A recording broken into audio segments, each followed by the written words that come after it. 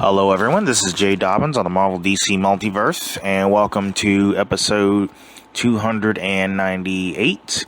And I'll be doing a review on Black Widow, starring Scarlett Johansson, of course. So, spoiler alert, if you have not seen Black Widow, I strongly recommend that you do not listen to this episode. You've been warned. So, movie takes place after the events of Captain America Civil War. So, there's a flashback at the beginning of the movie in 1995 where Super Soldier Alexei Shostakov and Black Widow Melina Vostokov, Russian undercover agents, pose as a family in Ohio with their surrogate daughters Natasha Romanoff and Yelena Belova.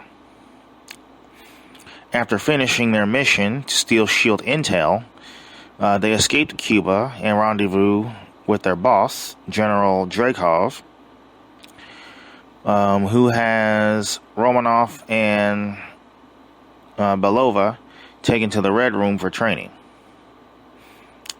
Years pass, during which Shostakov is imprisoned in Russia, while Romanoff defects to SHIELD after bombing Dreykov's Budapest office, apparently killing him and his young daughter, Antonia. In 2016, Romanoff is a fugitive for violating the Sokovia Accords. She escapes from U.S. Secretary of State Thaddeus Ross and flees to a safe house in Norway supplied by Rick Manson. Meanwhile, Belova kills a rogue former Black Widow, but comes in contact with a synthetic gas that neutralizes the Red Room's chemical mind control agent. Belova sends antidote vials to Romanoff, hoping she will send the Avengers to free the other widows. When Romanoff unknowingly drives off with the vials, Taskmaster attacks her, sinking them. Romanoff manages to escape Taskmaster and realizes that they came from Belova. The two reunite in Budapest. Romanoff learns Dreykov is alive and the Red Room is still active. Shortly after, Black Widow attacks them. Romanoff and Belova evade them and Taskmaster before meeting Mason, who supplies them with a helicopter. Romanoff and Belova break Shostakov out of prison to learn Dreykov's location. He tells him to speak with Vostokov, who lives on a farmhouse outside St. Petersburg, where she develops a chemical mind control process used on the widows, of course. So yeah, she developed that, obviously.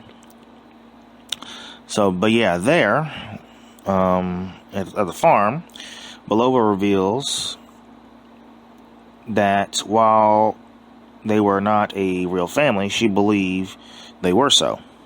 Afterward, Vostokov admits she sent their location to Dreykov.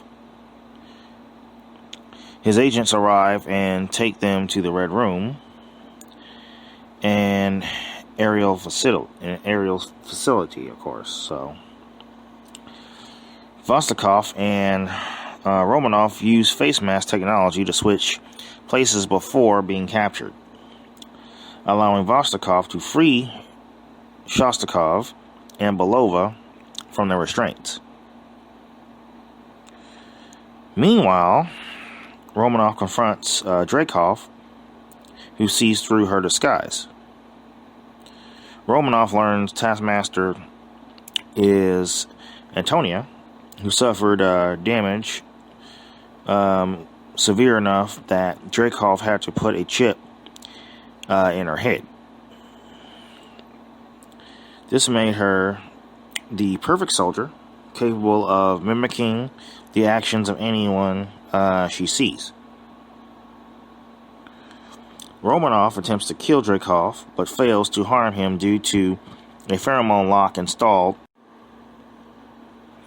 in every widow.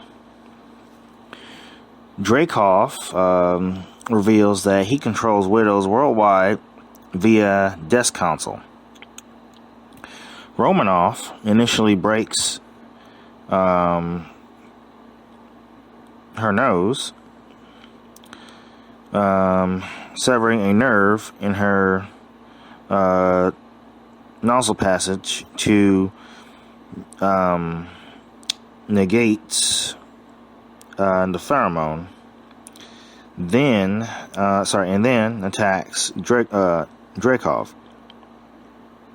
Shostakov battles Taskmaster, while Vostokov takes out one of the facility's engines, and Belova searches for the widows who have been sent to protect Dreykov. Together,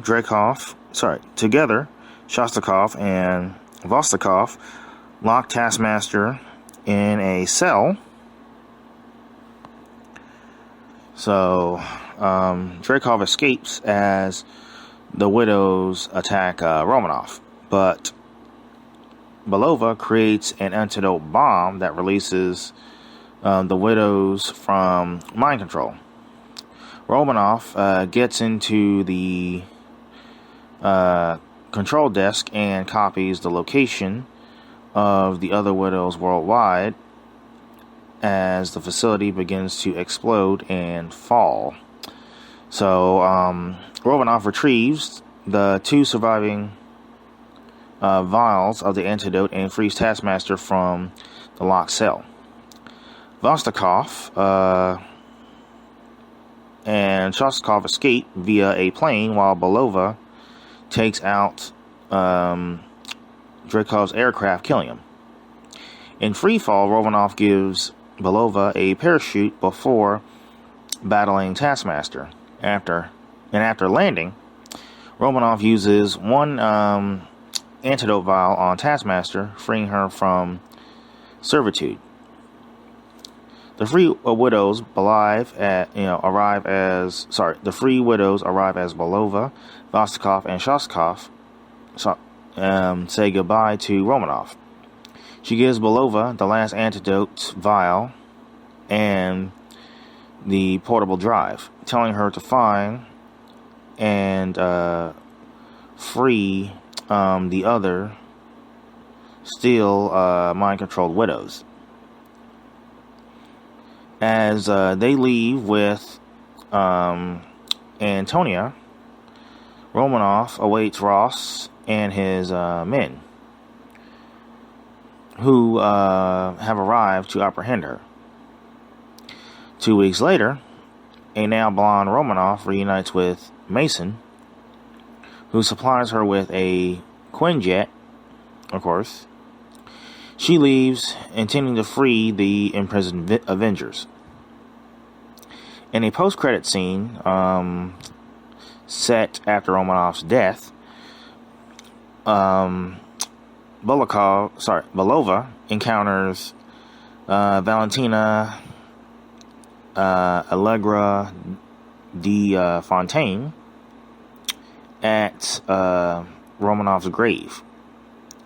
De Fontaine assigns Clinton Barton, whom she claims is responsible for Romanoff's death, as Belova's next target. So that's pretty much it. I'm going to be honest with you. The writing was okay. Honestly, the fight sequences were okay. Some of them were good, but not all of them were. I'm going to say the movie was okay. I'll give it a 7.9 out of 10, honestly.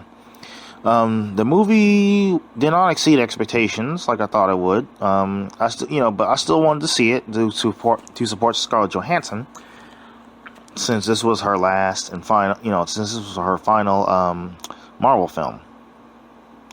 So yeah, I'm gonna be honest with you. The movie was not worth the wait. Special effects were good. I like how I like how they did Taskmaster, but I didn't think that Taskmaster would be a female. To be honest with you. But yeah, not really much can say about it besides the fact that this movie should have been done before Captain Marvel. But for some reason, they wanted Captain Marvel to be the first. But Black Widow was there first, so therefore she should have had, her movie done first. But instead, they drag it out because they wanted Brie Larson to be the one to make history. But when Scarlett Johansson could have been the one to make history, to be the first movie to, Black Widow could have been the first movie to star a female lead. But Marvel Studios want to do their own thing, I guess. But, it's whatever. They had something else in mind. But anyway, yeah. So, yeah, this movie was long overdue and wasn't really worth the wait. It was okay. I'm not sure if I would watch this movie a second time, honestly, but yeah. So, unfortunately, she passed, in the movie. Black Widow's dead. So, I hate to say that. But, yeah. So, as far as, not that many original Avengers left, except for, Hawkeye, Captain America, he's retired. But yeah, I would say Hawkeye and Bruce Banner. Well, yeah, Hawkeye, Hulk, and Thor are the only ones left. So, but yeah, so not really much else left to say. I mean, but I'm gonna be honest with you, they could have done better as far as choreography goes. So, but that's pretty much it. All right. Oh, and by the way, I do like how they brought in Red Guardian. So that was pretty cool. Oh, and before I forget, the movie made $343.6 million in the box office worldwide, with a production budget of $200 million. So obviously they got their production budget money back. So there you go. But that concludes this review. We are available on iTunes, Google Play Music app, Spotify, and of course YouTube. Oh, and feel free to like us on Facebook as well.